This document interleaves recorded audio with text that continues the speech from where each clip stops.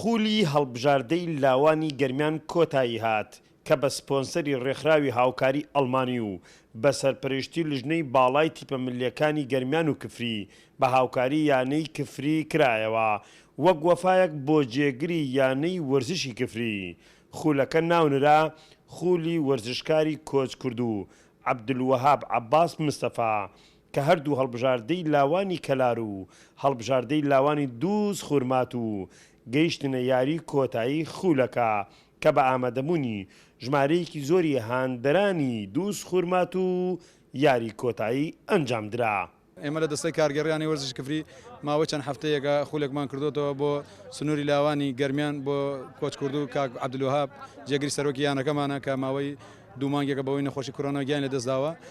لە درێژی کار و چالاکانی یانەی وەرزشی کفریە خولێکی بالەمان بۆی کردێتەوە و ئەمڕۆ خولێکی لاوان کۆتایە دەنێوان هەردوو هەڵبژاردەی دووز و لە هەڵبژاردەی کەلار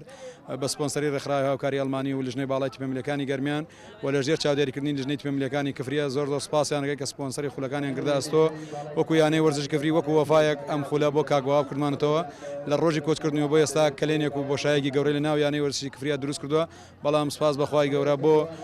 دەستەی کارگێڕی یانەی وەرزش کفریە ئەو شەش ئەندامەی کەماینتۆ لە ناو یانەی وەرزش کفریە بە شێوەیەکی برایانە دەست لە ناو دەست بتوانین شکارەکانی کاگواب تاو بگەین لەو ماوەی کە مامنە ناو یانەی وەرزش کفریە. تیپی هەڵبژاردەی دووس خورمات و هەر لە سەرەتای خولەکەوە وەک تیپێکی بەهێز دەرکەوت و لە یاری کۆتاییشدا توانی باشتر یاری بکات و چەندین جار مەترسی خسە سەر گۆڵی تیپی هەڵبژاردەی کەلار بەڵام لە کۆتایی خولەکانی یاریەکەدا هەڵبژاردەی کەلار توانی گۆڵێک تۆمار بکات و ببێتە پاڵەوانی لاوانی گەرمیان. سوپاس بۆ خۆم ڕۆ لە یاری کۆتاییە توانیمان براوە بینیەک بەهێج بەرامبەر هەڵبژاردەی لاوانی دووس پیرۆزە لە شاری کەلار و پیرۆزە لە هەموو یاریزانان بە هیمەتی هەموو یاریزانان توانیمان ئەمڕۆ براوە بین. ئێمە وەک تیپی لاوانی خورمات و کاتیم بۆم خولە توانم بگەین بە یاری کۆتایی لەگەڵ تیپی کەلارە تریارەکە یەک بە سفر کەلار توانی سەرکەوێ بەسەرمانە دەستخۆشی لە سەربەشاری خولەکە ئەگەین بەڕاستی خولی خۆش بوو سەر قسمەتی کەلار بوو ئەمیایە ئینشاءڵڵا هەموو لای سەرکەوتوو بێ و دەستان خۆشی و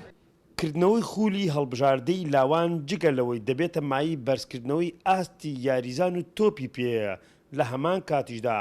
وەفایەکە بۆ وەرزشکاری کۆچ کرد و عەبدولوەهاب عەباس مستەفا کە دوو مانگ لەمەوبەر بەهۆی نەخۆشی کۆرۆناوە کۆچی کرد و وەرزشکارانیش بە وەفان بەرامبەر ئەو وەرزشکارە دیرینە کە زیاتر لە 15 ساڵ خزمەتی وەرزشکارانی سنوورەکەی کردووە. حەیدەر ئەحمەد کەراڵی گەری کوردستان کفری.